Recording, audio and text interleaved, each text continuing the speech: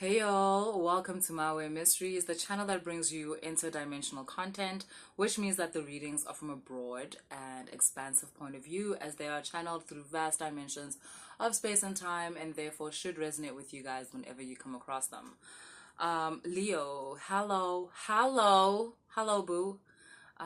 Leo in the major arcana is represented by the Strength card, I think. And is mothered by the sun. Whoop whoop. Um, there's a lot I could say, but funny enough, Leo actually has a lot to do with the relationship between you and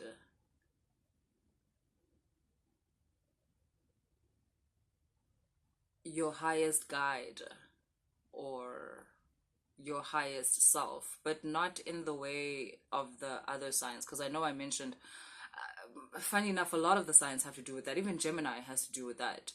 But for you, it's different, Leo, in the sense of that it's the journey through your emotional landscape, through your heart center, and how that journey is not always what people think it is, where it's just like, oh, I just love my guide and it's great. No, within Leo, there's a sense of honesty when it comes to like the days where you are feeling abandoned by your spiritual group or by your however you pronounce it, maybe a god, like the days when you're feeling abandoned by the highest version that you can comprehend of a being that is guiding you, that ultimately is you. So like I said, your guide. The days when you are feeling betrayed by your spiritual guide, the days when you are feeling within reunion, with that spirit guide, where you feel like, yeah, like they got me, I am protected, I am good. So it's all these phases without the frills, like basically the truth of it, the truth of that. Um, yeah, which is ultimately the journey, the journey of the self. I want to say the journey of the self towards the sun, the journey of the self towards the highest version of oneself.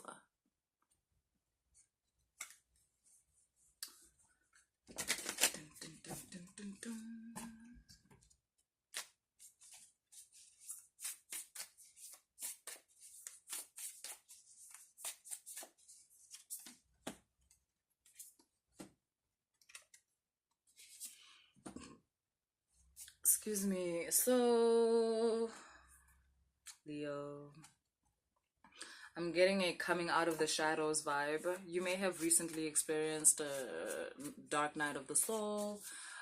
Basically, in relation to what I just said, like you were in the part of the journey where you were not feeling very close to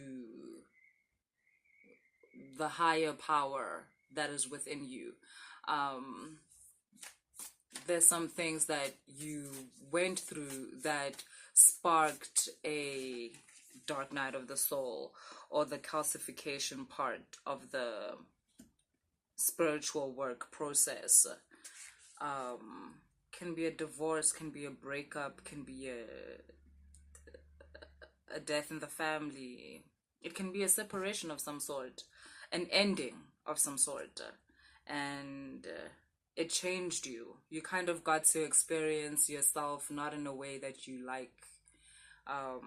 You got to experience, yo, yeah, you got to experience yourself in a way that everyone hopes. You got to meet the part of yourself everyone hopes to never meet, basically. That could have involved like where you've got financial challenges, where you are like, you've lost weight, you look like death, basically. Like, it's bad. Depression, like all of that shit. But you're coming out of that, boo. You coming out of that. You were able to build the bridge from that place to a place where you're starting to see some light. Like, can you see how this like dragonfly is almost like this journey that it has to make, but it's totally like making the journey, and now it's looking more like this. You're feeling more like yourself, but also a different version of yourself. Like, you've changed from the core. Like, yeah. Leo, like you're getting your fire back, boo. You're getting your essence back. Like, you lost yourself there for a minute, and you forgot who you were, Simba. But now there's a coming back home thing that's happening, which is also part of the whole Leo like vibe, in terms of like the higher vibrations of Leo, because the highest vibration of Leo is that union between you and your highest self, like that reunion, let me put it like that, right, where you go through all the steps of the spiritual work, and you reach that coagulation, um you reach that point of, I'm getting re-entry, like a deeper sense of self. Yeah, I'm getting all these references about how you had to travel really far from the sun, which is far from who you really are, in order to make your way back, in order to work out who you really are, what it is you really want. I feel like you've traveled this, do they call it the hero's journey? Like, yeah. And now there's things you know about yourself that you didn't know before. You've got the drum and you've got flow. You are very in tune with yourself.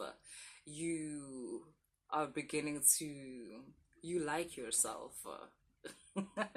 There's obviously some self-love that was developed like along the way, and you remind me of like the way I always try to communicate self-love, that as much as people just think you're gonna love yourself just because you exist, nah, that's not that easy.